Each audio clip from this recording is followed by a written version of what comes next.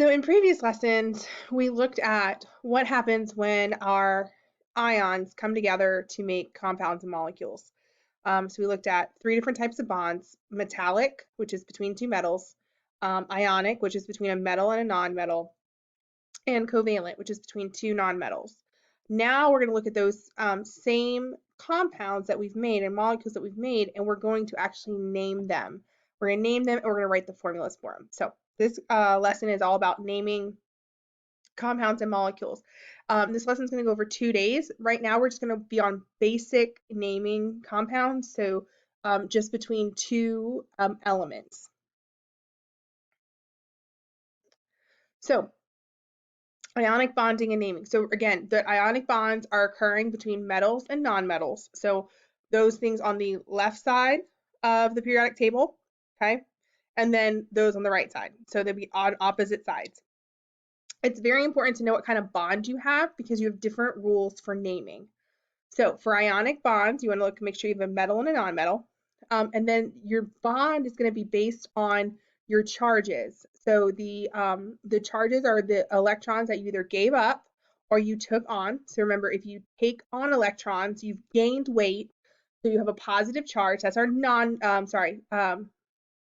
you have a negative charge, excuse me, not a positive charge. You have a negative charge because gaining weight is bad, right? Sorry. So gaining weight is bad. You have a negative charge. That's the on the right side, the nonmetals. If you lose your electrons, you gave them up. You have you lost weight. That's a good thing. You're going to have a positive, and that's on the right side, the metal part. You're going to do the applesauce or sandwich technique. So if they're the same number, you're going to sandwich. If they're two different numbers, you're going to crisscross applesauce. And that's how you write your formula. We're going to look at that towards the end. The formula will help us then name that compound. So the formula has been reduced down to the smallest subscripts possible. And we're going to see that again when we look at writing formulas. So here are the steps. First off, you have to determine what kind of metal you have. If your metal is in the first two columns of the periodic table, or if it's kind of over on the right side a little bit, something like tin, which is SN, or lead, which is PB, or aluminum, okay? They're metals over to the right, but they're still part of the metal group. They're on the metal side of that staircase, okay? As long as they're not a transition metal, so they're not in that D block, that squat block in the middle of the periodic table, as long as they're not a transition metal, then you're going to follow these rules. So first, you write the name of the metal as it's seen on the periodic table. So if you had Ca, you would write calcium because that's the name of that metal. So you just write the word calcium. The second element, your non-metal, you're going to write it out sort of, but usually it ends in like an IEN or an a GEN, something like that to that effect. Maybe sulfur, SUR. We're going to talk about that in a little bit, but you're going to change the ending to IDE. Okay, so it's going to change to IDE, and then you're just going to put the words together. Very simple. So you put the metal first, you put your non-metal second, and you change the end of the non-metal's name to IDE. And I'm going to show you an example. So here's my example. So I have NaCl. So if you look on your periodic table, find Na, that's sodium. Okay. Then you're going to look for Cl, which is chlorine. Okay, chlorine.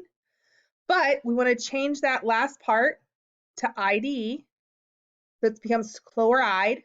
So then I'm going to put the two words together, and I have sodium chloride. Okay, here's another example.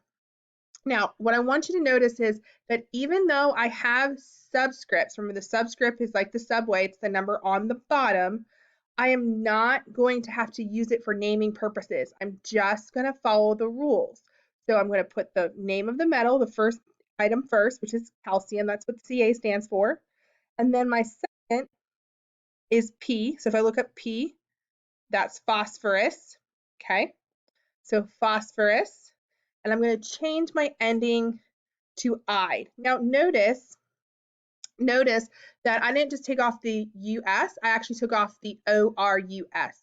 And it's because of the fact that the naming part, the OR, the UR sound, it has a weird sound, so we change it just to "ide." So my name becomes calcium phosphide. Okay? So Again, some of the naming changes I kind of want to talk about first is for phosphorus and sulfur, that O and that OR and that UR sound, it kind of doesn't really like it super a lot. So it's going to cut off the vowel before the R and attach to the root that's left. So for sulfur, it becomes sulfide. For phosphorus, it becomes phosphide. For elements ending in GEN or N, okay, again, I is not a fan of those letters either. So it's going to cut off the vowel before the N or the GEN and attach to the root left. So for instance, oxygen becomes oxide, carbon becomes carbide, okay? We're just switching out that last little bit before attaching the "ide" because it doesn't, carbonide, it's just too many syllables. So we're just changing it a little bit, okay? And you'll kind of get the hang of it as you start hearing them more and more often. So that was for non-transition metals. Again, those metals not in that squatty block. Okay, the metals in that squatty block, those transition metals, we have a little bit of a difference, and it has to do with the fact that those metals right there have variable electrons that they can give up. So remember, transition metals, the way it works is that the electrons, when you're putting electrons on the rings, okay, that you will put the D block electrons into the ring before it. So remember, when you're writing electron configuration and you got to like 4s2 and then it'll become 3d10 rho minus 1, okay, that's why, because it goes into that third ring. And because of that, those electrons can be used to be shared. And so we can have a variable amount, which means iron, for instance, can give away 2 electrons, it can give away 3 electrons, it could give away 4 electrons, okay, depending on what is needed by its counterpart. And so it's really important because of that we use something called a Roman numeral. You probably thought you would never use Roman numerals outside of your math class. Congratulations, they are now important not only for the Super Bowl, but for chemistry. So you're going to need those Roman numerals, okay? So my suggestion, if you don't know your Roman numerals, to look them up online. They're very simple, and you don't have to go past 5, okay? So 1, 2, 3, 4, 5, those are pretty much the biggest ones you're going to see. Most of ours are 2, 3, and 4, but it's always good. 1, 2, 3, and 4, but it's always good to see 5 just to make sure you understand that, okay? So you're going to determine the charge of each atom in the compound just like you did before. You're going to write the name of the metal, okay, as it's seen on the periodic table.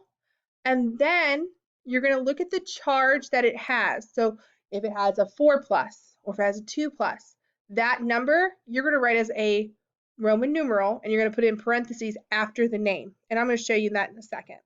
And then again, we're just going to use that second element and we're going to change it to IDE and put all of that stuff together. So let's look at an example.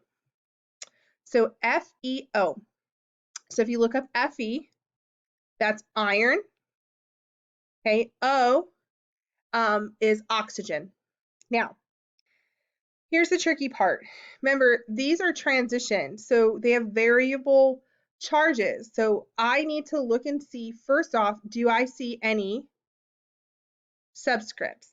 Okay, so in this case, I made it very simple. I don't have any subscripts, so I don't have to worry about the next step. I'm going to show you what happens when you have a subscript, but let's just do an easy one. So there's no subscripts that I have to worry about right now. So in this case, what I'm going to do is I'm going to first figure out what my charge is on oxygen because my iron needs to give enough electrons to make my oxygen happy. Remember, because it's an ionic bond, it's trying to get the number of electrons that it needs. Okay, so oxygen, it needs 2, so I'm going to put a 2 negative. So how many electrons does iron need to give to satisfy oxygen? So if oxygen was a boy at a party, how many electrons would this iron girl need to give up so that she could land the oxygen molecule? Right, she needs 2. So she's going to have a charge of 2 plus. Okay, so then I'm going to write iron in parentheses. I'm going to put a 2. Okay, so my Roman numeral is 2 lines. And then I'm going to put oxygen, but I'm going to make it so oxygen, and then I'm going to change that last part to oxide. So iron 2 oxide.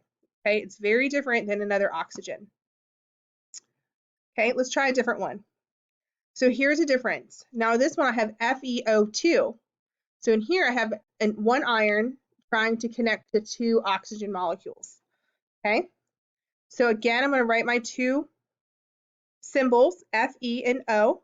Okay, now oxygen, again, we said has 2 electrons that it needs. However, there are 2 of them. Okay, so really, how many electrons does iron need to give up to satisfy both oxygens? Right, he needs to give up 4. So he's going to have a 4 plus charge. Okay, and so then you would write iron 4. So they see that difference right there. The last one was 2 lines. This one's a line and a V. Iron 4. Again, your oxygen, changing it to oxide. Okay? So it's a very subtle difference, but it's very important. So if you have subscripts, you are going to multiply your subscript by your charge on your known element. You know that oxygen always needs 2. It is a known thing. It's your metal that you do not know. And so that's the one that you're going to have to work on getting fixed. Okay. Just some information about transition metals. The metals in that group, again, have that variable charge. There are some exceptions, and this is very important, so please write this down. The exceptions are silver and zinc. They have fixed charges. Silver and zinc will always give up a certain number of electrons. Zinc, it's 2, so it's always going to have a charge of 2 plus. And silver, which is Ag, is always going to give up 1. It has a 1 plus. They're very stingy with their electrons, and that's how they kind of roll. So make sure you write that down. Silver is a 2 plus charge. Zinc is a 2 plus charge. Silver is a 1 plus charge. There are 2 transition metals outside of the transition group, so outside that squat block. And you can kind of almost think like they're tagging in for zinc and silver. And those are tin, which is Sn, and they're lead, Pb. Okay, so they're going to have variable charges, which means they're going to follow the rule we just went through, where you have to figure out which one, what the charge is for that metal, okay, by using the other element it's attached to. Okay, I'm going to stop this video and then I'm going to come back and do covalent naming and bonding, and then we're going to talk about writing formulas.